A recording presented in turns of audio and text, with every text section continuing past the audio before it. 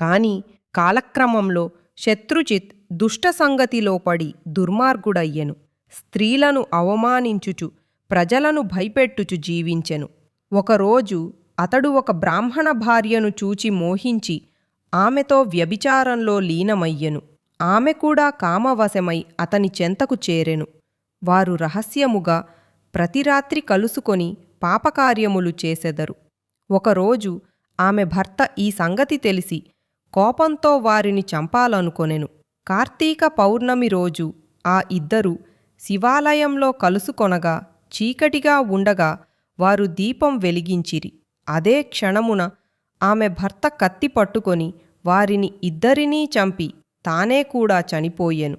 తరువాత శివదూతలు ఆ వ్యభిచారులను కైలాసానికి తీసుకుపోవడానికి వచ్చారు. యమదూతలు బ్రాహ్మణుని తీసుకుపోవడానికి వచ్చినారు. బ్రాహ్మణుడు ఆశ్చర్యపడి అడిగెను, వారు పాపులు, వ్యభిచారులు, వారిని కైలాసానికి ఎందుకు తీసుకుపోతున్నారు అని. అప్పుడు యమదూతలు పలికిరి, కార్తీక పౌర్ణమి సోమవారపు పవిత్ర దినమున శివాలయంలో దీపం వెలిగించినందున వారి పాపాలు అన్నీ నశించాయి. అందువలన శివదూతలు వారిని కైలాసానికి తీసుకెళ్తున్నారు అని. దీని విని శత్రుజిత్ అనెను, మేము ముగ్గురము ఒకేసారి ఒకే చోట మరణించాము.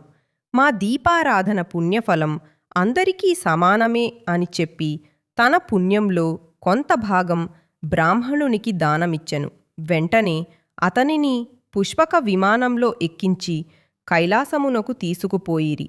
వశిష్ఠుడు చివరగా చెప్పెను, జనకా, కార్తీక మాసములో శివాలయంలో దీపారాధన చేసిన వారు తెలిసినా తెలియకపోయినా పాపముల నుండి విముక్తి పొందుతారు.